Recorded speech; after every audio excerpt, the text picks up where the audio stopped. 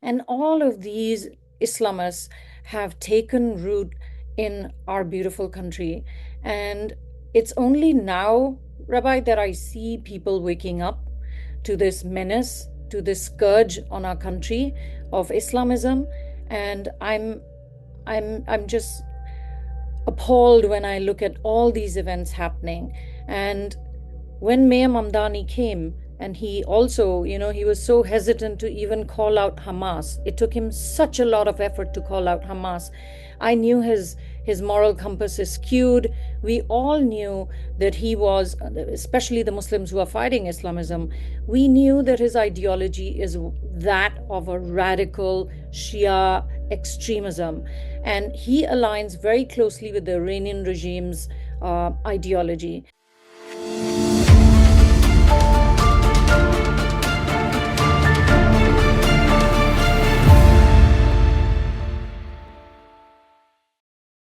Well, today we're honored to welcome Anila Ali. She's the president of AMMWEC. She is one of America's leading Muslim voices standing against Islamic extremism, anti-Semitism, and religious hatred. Earlier this year, Anila made history by leading the first Muslim Zionist organization to march in New York City's Israel Day Parade. Most recently, she hosted AMMWEC's National Coalition Against Anti-Semitism and Hate Conference, bringing together hundreds of Muslim Zionists, Jewish, Christian, and civic leaders to promote peace, reject extremism, and strengthen interfaith unity. Anila, welcome to the show. Thank you. Thank you. So happy to be here again. First of all, I want to thank you for your bravery and your stand against hatred. But a very frightening statistic just came out recently that almost 55% of all hate crimes in New York City are against the Jews, even though the Jewish community only represents about 10% of the city. So under Mamdani's administration, in the last 6-7 months, we've already seen a 10% increase in hate under the new mayor's leadership. So I want to ask you a question as follows. Do you believe that his extreme anti-Semitic and anti-Israel positions have contributed to the hate against the Jewish community in New York? Absolutely. There's no doubt. And I've been saying that in all my interviews and my writing. I've been saying it even before the statistics went to this very extreme level, because I knew where his hate comes from. It comes from this ideology espoused by his father, who was a follower of Edward Said. And all of these Islamists have taken root in our beautiful country. And it's only now, Rabbi, that I see people waking up to this menace, to this scourge on our country of Islamism. And I'm just appalled when I look at all these events happening. And when Mayor Mamdani came, and he also, he was so hesitant to even call out Hamas. It took him such a lot of effort to call out Hamas. I knew his moral compass is skewed. We all knew that he was, especially the Muslims who are fighting Islamism, we knew that his ideology is that of a radical Shia extremism. And he aligns very closely with the Iranian regime's ideology. Now, how did that happen? And he's Shia Isnashri. So he's from a very small, within the Shiite group, a small minority, Isnashri. And they tend to be quite well aligned, closely aligned to the extremist ideology of the Iranian regime. And this Ashura, which was the commemoration of the killing of the Prophet of Islam's, peace be upon him, his grandchildren in Iraq. He invited Imam Kazvini, who is a toxic, anti Semitic, anti Israel, anti American, anti Muslims like me Imam. And the ideology that they were espousing and the flyers that they were distributing shockingly had the same language that the Iranian regime uses. And then Mayor Mamdani goes there, sits with him, and he does the Ashura, the Shia commemoration of 10th of Muharram, which is that day. And he doesn't say a word about this man. And his father is a Holocaust denier. Imam Kazvini's father is a Holocaust denier. And Mayor Mamdani has absolutely no shame in sitting with such people. And he actually empowers them. And when they feel empowered, their hate turns into action. And that's why you're seeing a surge in all of these attacks against the Jewish people. And Allahu Akbar. Even, you know, I mean, God's name. I say to Muslims, and I say this, uh, how can you not speak up when God's name is being used to commit such heinous crimes against God's people, God's chosen people, Abrahamic brothers and sisters? How could you be quiet? And if you are quiet, then you need to speak up. And not enough Muslims are speaking up, because what they have done is set up this harassment culture, this culture where Muslims who speak are silenced. Muslims who speak out are ostracized, marginalized. And that's why it was very important to have that conference, Rabbi, and bring the Muslims who are working in their silos and give them a platform. Well, tell our audience about a bit of your history. I mean, you grew up in a Sunni Muslim family from Pakistan. You came here many years ago to live in a country that was built upon freedom, democracy, love of God. But what did you see that changed your mind? What happened to Islam? Who took over the leadership, the extreme positions that have influenced the hatred we're seeing from September 11th and all the way up to October 7th? I mean, you said it yourself, September 11th. You know, I came here to America to be a Muslim who has religious freedom. And if I want to cover, I can cover. If I don't have to cover my hair. My grandmother was a Muslim leader in India and then Pakistan. And she used to write, very um, openly and proudly about interfaith unity, about the Ahle Kitab, the Jews and the Christians, because she lived with a lot of minority. Well, they were majority in India. There were Hindus, there were Sikhs, there were Shias, because she was Sunni. She was also very cognizant of minority rights as she was living in India. And then when she came and this movement, they built Pakistan, she always talked about the people of the book, and that as Muslims, we must protect the minorities, which in Pakistan at that time, of course, there were Jews living there as well, and even now they're living there, but we don't talk about it as much because they're not that many. And she would say, Christians, Hindus, we're all people that God has created. We are all one human race. And she had a special love for the Ahle Kitab, the Jews and Christians. And when I look back and I say, those enlightened leaders are the ones that I saw build Pakistan. My father, my grandfathers on both sides, my grandmother being a matriarch. And then I come to America because I had lived in Saudi Arabia in the 90s. And I said, you know what? Islam is not really being practiced in the enlightened way that I saw it practiced anywhere in the world. And so I'm going to live in America. I'm going to be a free person, and I'm going to raise my daughter to have all these values that I grew up with in a Catholic school in Pakistan. Religious freedom, love for thy neighbor, charity, and so many Judeo-Christian values were inculcated in me. And my parents and my grandparents encouraged that. We are people of the book. I come here, 9/11 happens, and I go to the mosque, and this was the Irvine Mosque, and in California. And the first thing I hear is, America. 9/11's happened. They've attacked our country, and you're sitting here in the mosque saying American foreign policy, America caused it upon itself to be attacked by these terrorists. And so, first, that was the first thing I heard, and I objected to it. And I came out of the mosque and I said, what are they talking about? And then, as I decided, like, I'm going to speak up. And that's what my parents had taught me, my grandparents, that when you see something is happening that is wrong, you have to speak up.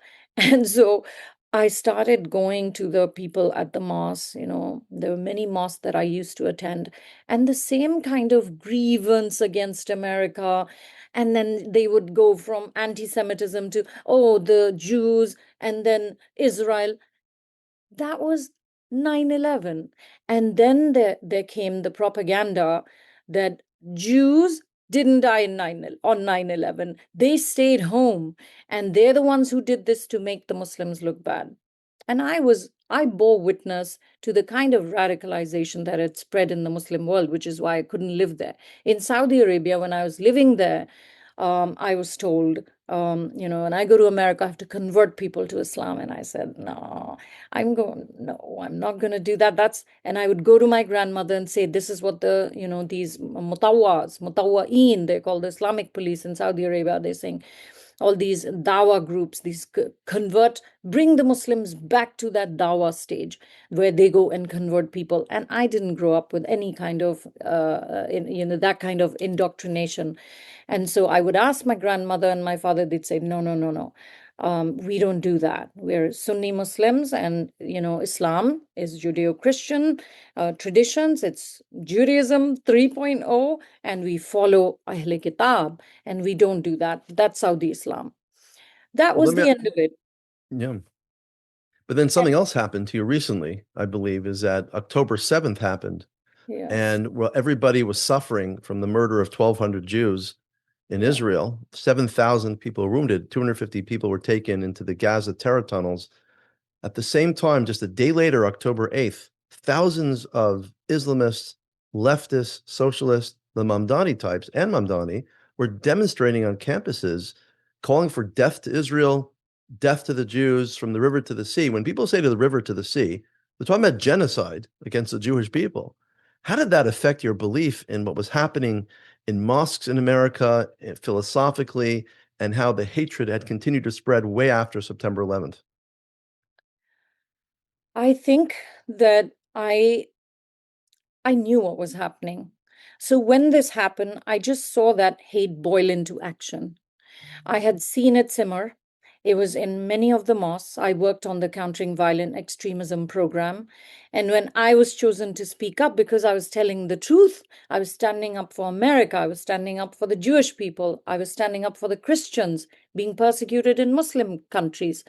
Uh, I was speaking the truth, and they did not like that. So these organizations, from the Council on American Islamic Relations, Muslim Public Affairs Council, ICNA, ISNA, they had been silencing a lot of Muslims like me who were speaking up.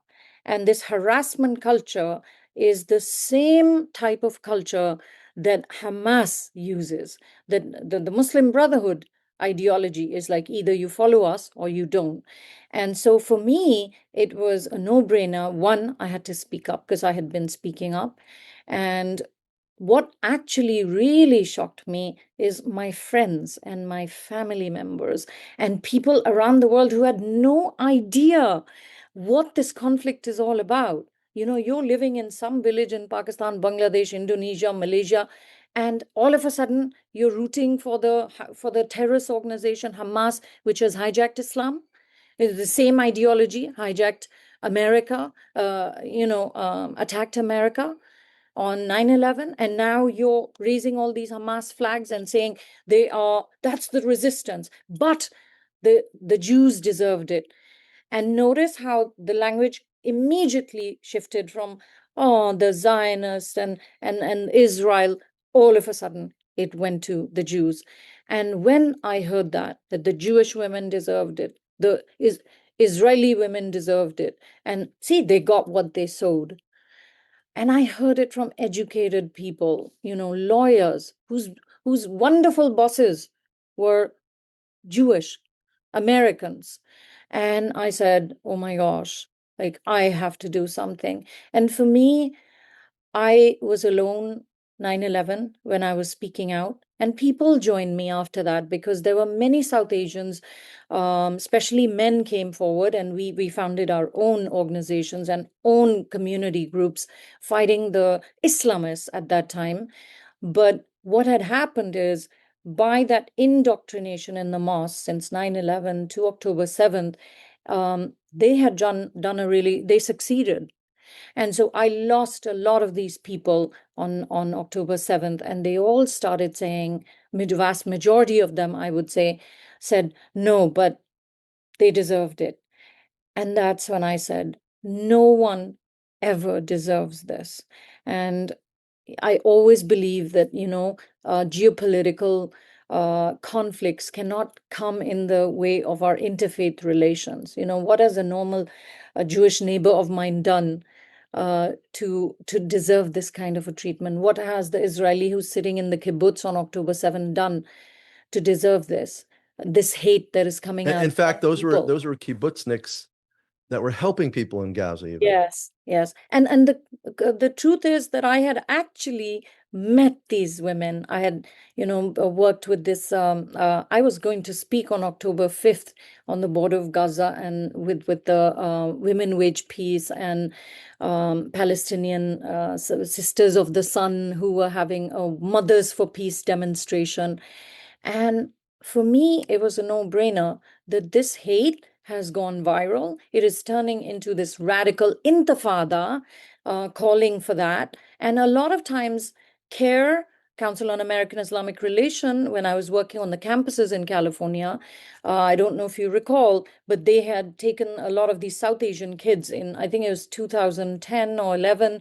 They had taken a lot of our kids and indoctrinated them through their peers and said, when Ambassador Oren speaks, you're going to take out swords and you will not let him speak. And you will say, intifada, intifada. And these Pakistani, Bangladeshi kids didn't even know what the conflict was all about. And they did that and they got flagged for 10, even now, they're flagged because they were indoctrinated. But I worked with those mothers who said, I don't know. I came here for this is the first child in my family who's going to university, and this is what's happening. And who are they? Please help my child. I heard all these cries of mothers whose kids had been radicalized on campuses. And I knew that this was their plan. Their 100-year plan had come to fruition in 50 years. This is the Muslim Brotherhood with all its proxy organizations. It's enormous funding, Rabbi. That kind of funding, we as normal Americans can't match it. It has to be a big concerted effort to bring down this radical ideology, which is now, by the way, Saudi Arabia, as you know, has been reforming a lot of women's rights for Muslim women. A lot of things are on the fast track of improvement in Saudi Arabia. And I commend the Crown Prince for taking these bold steps for women, but it's not enough. That radical ideology still remains. And even though Saudi Arabia, UAE, Bahrain, they have banned Council on American Islamic Affairs / Muslim Brotherhood, they are operating here, with impunity. And people are not understanding that they will align with anyone, even if it's like DSA, if it's socialism and Marxism, which is godlessness. So how can you be a Muslim and support Marxism? Then you're not. Just don't say that you're a Muslim, because I believe in God. And they are aligning with them because that's how their movement works. And this whole explosion of hate came because they had built the same kind of tunnels Hamas built in Gaza, and nobody knew. Well, it's really incredible. You ran away from some forms of extremism, not as much as you saw in Southeast Asia, but you also saw that in Saudi Arabia, perhaps in England even. And here you are, you come to the United States of America looking for freedom, but here's the Muslim Brotherhood chasing you again, and CAIR is chasing your kids on campus. That must have been quite shocking for you that they're here now, and perhaps even more, they've been banned in Saudi Arabia and the Muslim Brotherhood. They've been banned in Egypt. America, as of yet, has not banned CAIR. Do you think that should be the next step?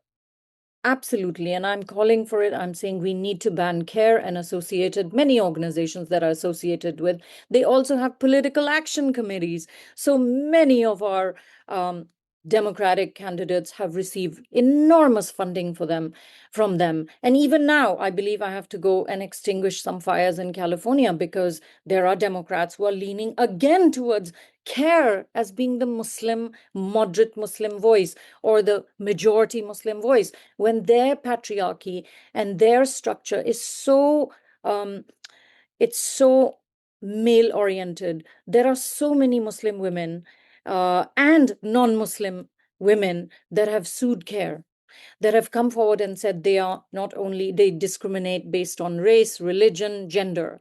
They pay us less, they treat us badly. And my own friend and my sister, Laurie Saroya, Pakistani girl, who was actually, a Shia, very pious, moderate Muslim, and she started the executive chapter. She was the executive board member and the head of the Council on American Islamic Relations, asked her for a sexual act.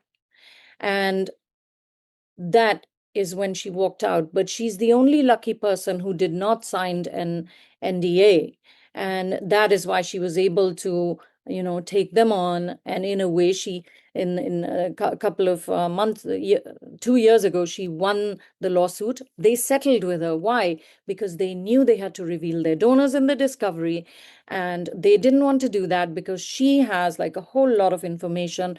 And she would often tell me that they have done so many violations, and they should be investigated. And so I think that people don't understand that this organization is a front for Muslim Brotherhood.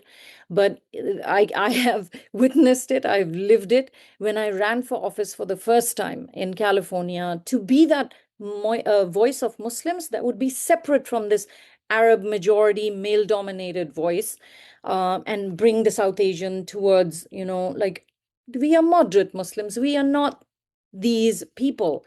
And I built AMMWEC. I decided to run for office. Do you know the head of CARE in California, Hassam Alouche? Whenever I met him, and he was a Democratic delegate elected, and I would tell him that, I heard you're sending text messages saying I'm too close to the Jews. What's wrong with that? They're my neighbors, they're Ahl Kitab. And he said, well, if you drop your support for Israel, we'll help you win. I said, absolutely not. And for me, it became a battle of like, this is good versus bad. I'm going to fight the bad, even if that means I lose. And of course, they put a candidate in my first race. I was winning. They put a candidate. The second race, they put a DSA candidate, awful candidate. And they had also taken over all these trade unions. So my own teachers' union, imagine I'm a dues-paying teacher. They encouraged teachers to run, but they were so indoctrinated with this Marxist, socialist, Islamist ideologies of CARE that they decided to endorse this woman who had, she had a dubious financial record. She had done nothing for Irvine. She hardly ever lived in Irvine. And there I was with all my credentials, because I did not hate anyone. I loved America. And those are the things that they don't want you to talk about. That's really absolutely incredible. Your journey's been incredible, but it seems that CARE is a hate organization, a hate movement, with its intention to destroy the United States of America. They use Israel as the straw man to beat Israel up, but they really want Islamic power in America. And at the same time, they seem to be quite misogynistic. What do you think is the connection between misogyny and Islamic extremism? Let's look at these Muslim countries, and which are sort of like supposedly following Sharia law. Look at Afghanistan. Prime example. The first thing that happens is you control the women, right? Women are looked upon by this ideology, Muslim Brotherhood ideology, as second-rate citizens, that their job is to be obedient, blindly obedient to a man, and their only job is to take care of, reproduce. Now, if they are jihadis, if their mindset is like Hamas and Muslim Brotherhood, then the woman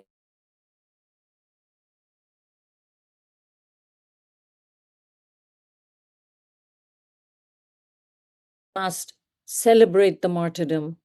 And so this, when people say this is like a death cult, it is. And you see in Afghanistan, women have no rights, and that's Sharia. And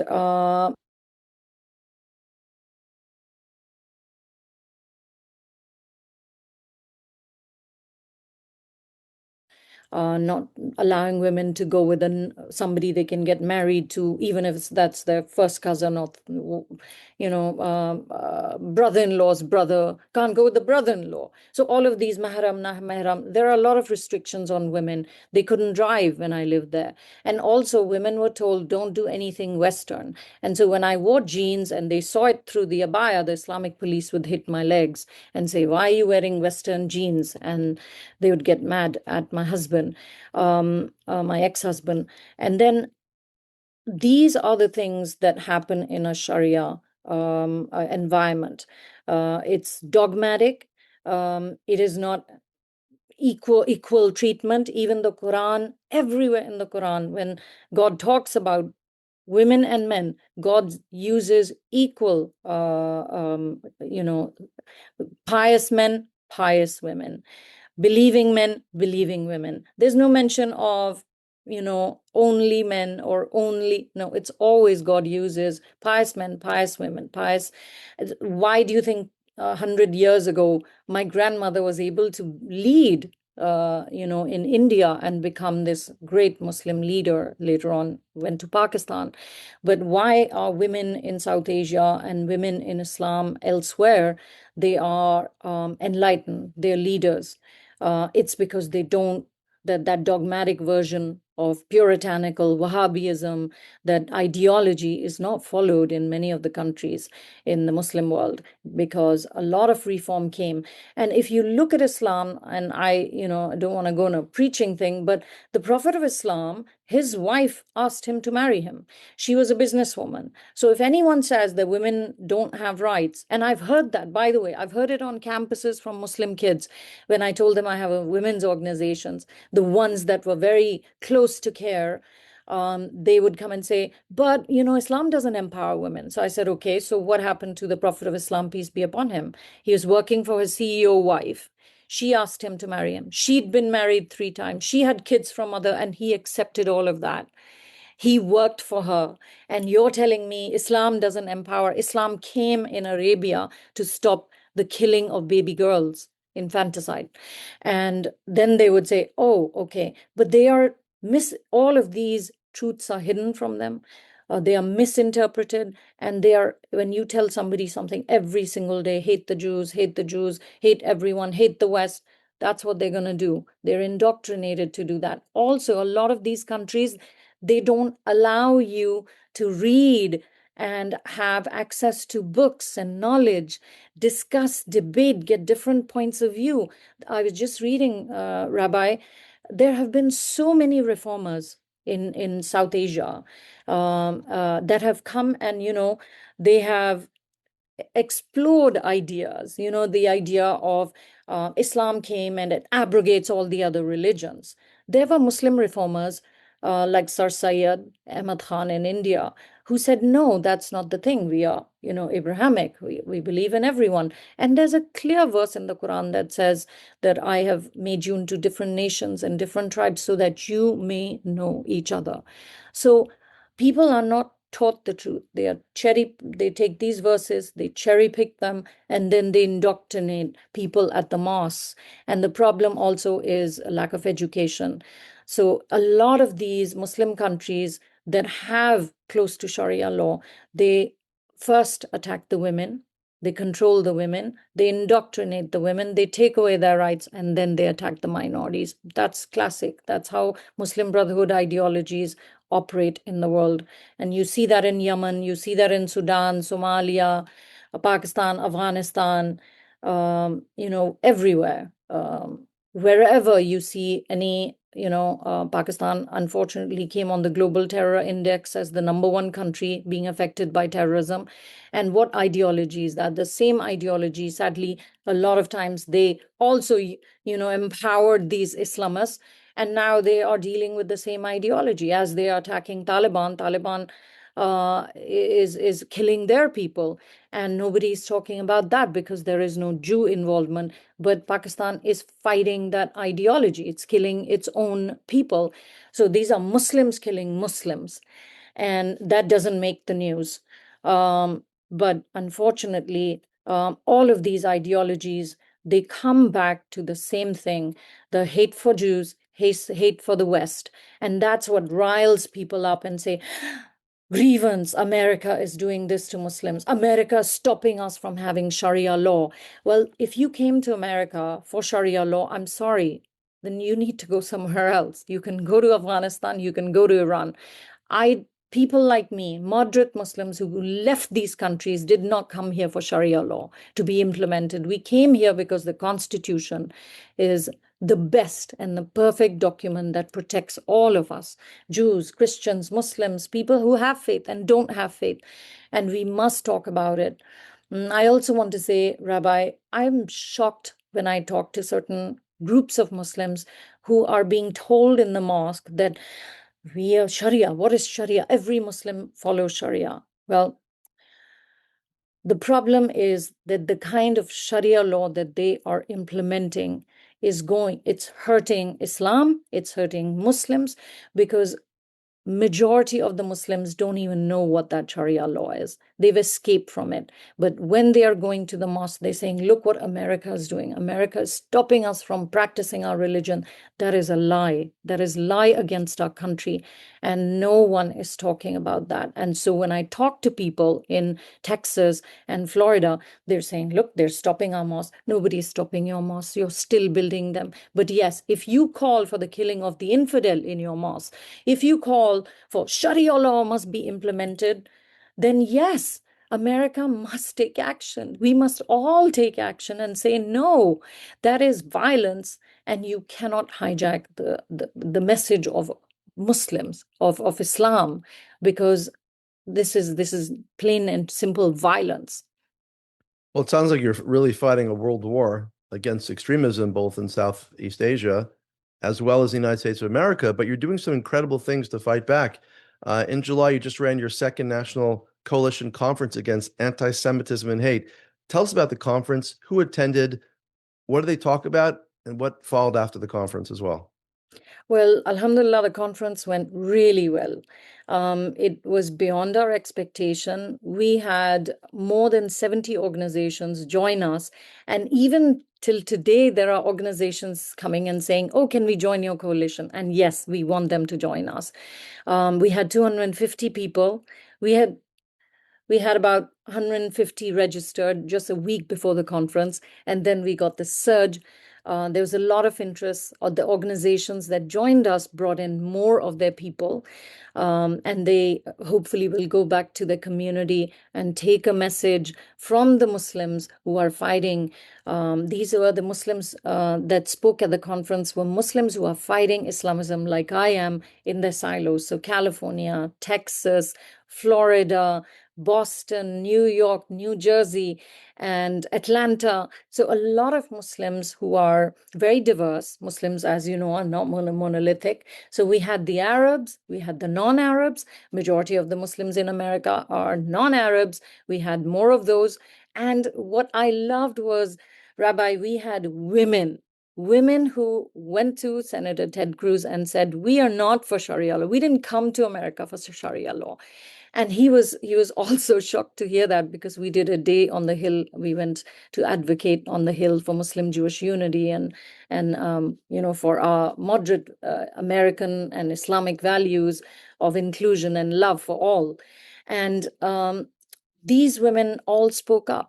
They spoke at the conference and talked about how, our message has been stolen. We are the moderate Muslims, and a vile group of extremists have hijacked the message. So it was just like resonating. And what I loved was a lot of our Jewish allies, they came and they said, this is so heartening. This is the best news to see so many Muslims echo, what I've been saying. And the best thing was, Rabbi, I did not speak. It was moderate Muslims from all over the US who spoke. On October 7th, yes, I was alone.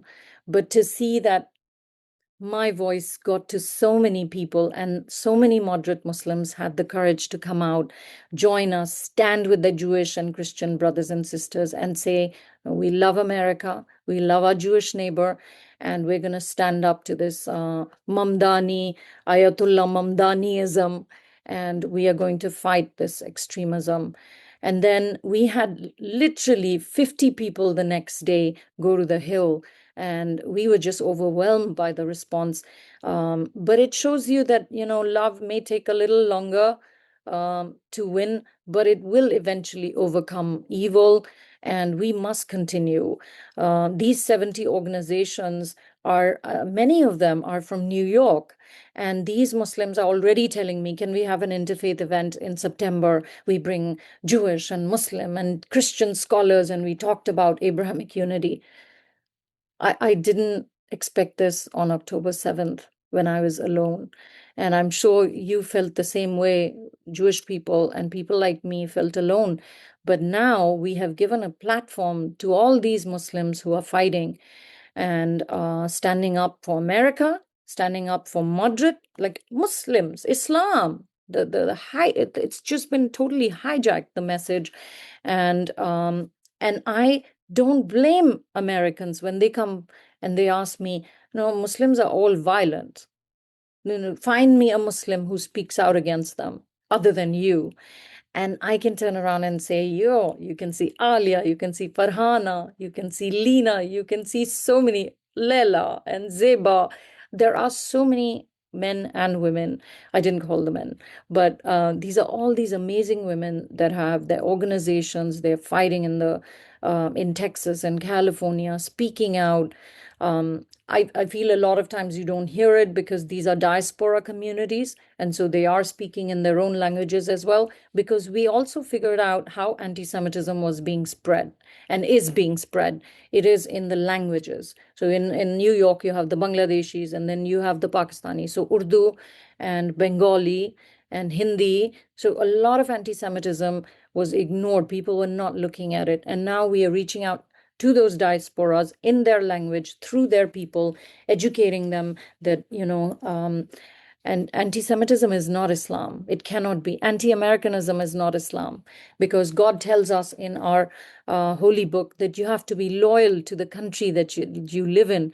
And there is no other way but Abrahamic unity. We pray, for God to bless the people of Abraham, and that's the Jews and Christians.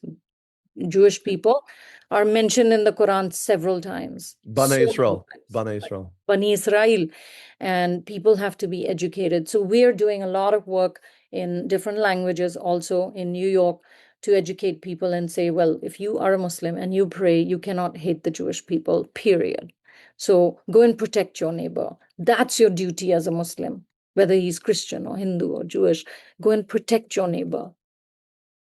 Well, Neil, I want to thank you for your incredible work. And what are the things we could look forward to in the near future from AMMWEC coming up? We are very excited that we're going to be taking a delegation to Israel in November. And we decided that we're going to take people who are really sitting on the front lines, quietly doing their work, this holy work, bringing people together, saving our country from evil people and even organizations and ideologies. So we're going to take those people that come back and fiercely fight, they write and empower those. So we have a delegation going in October, in November, first 2 weeks. We're very excited. And then we are also doing commemorative Zooms on 9/11, because it's going to be, 25 years of 9/11, and we are back to square one. That same ideology has completely indoctrinated the mosques. Majority of the mosques in America are spewing hatred. And then you have the college campuses, and average young Americans have been made to believe the Jew is the enemy, Israel is the enemy, America is a colonist country. And our job is to fight that and tell them that, as Muslims and as Jews, I'm sure you'll agree, this is the best country for us to practice our religion freely, and we will not allow anyone to change that. We'll fight.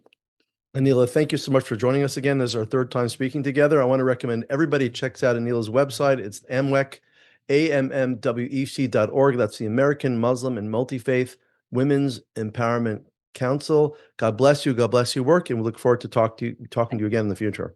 Thank you.